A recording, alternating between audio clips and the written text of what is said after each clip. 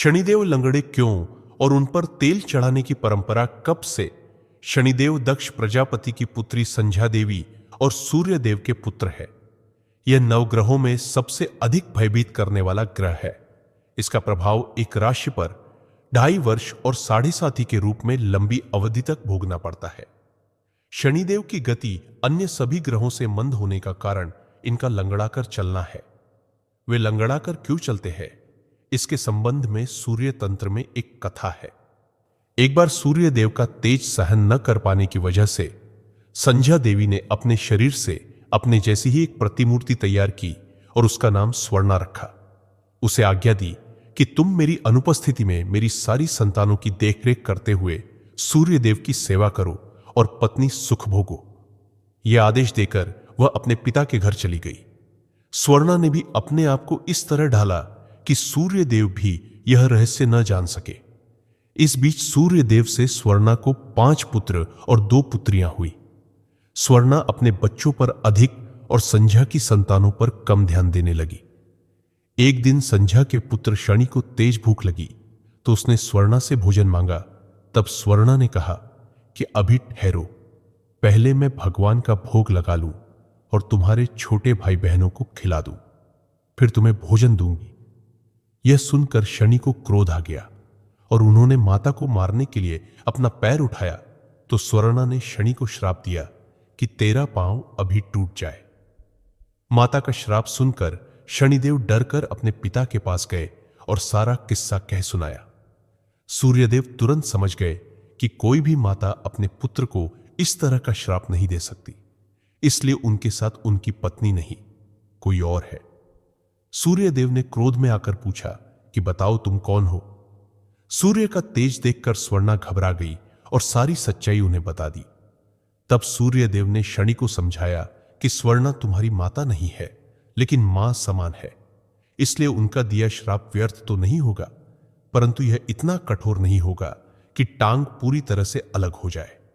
हां, तुम आजीवन एक पांव से लंगड़ाकर चलते रहोगे।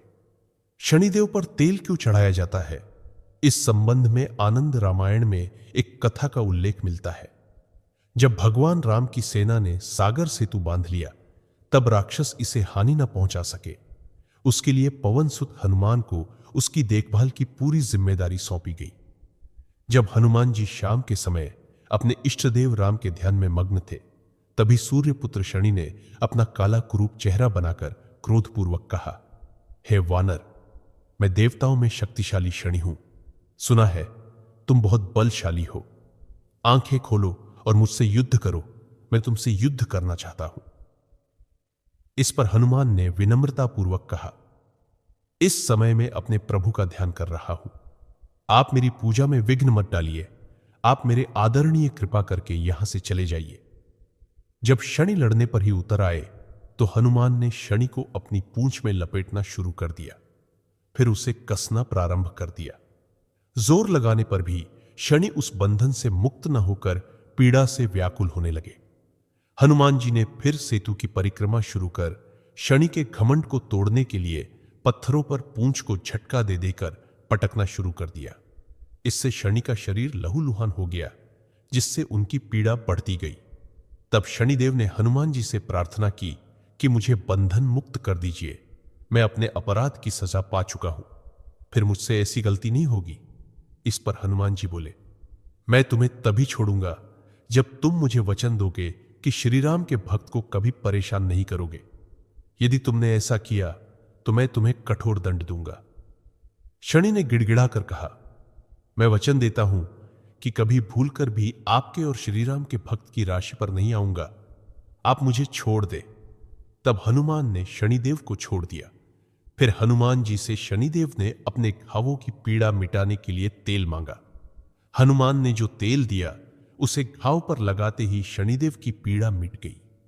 उसी दिन से शनिदेव को तेल चढ़ता है, जिससे उनकी पीड़ा शांत हो जाती है और वे प्रसन्न हो जाते हैं।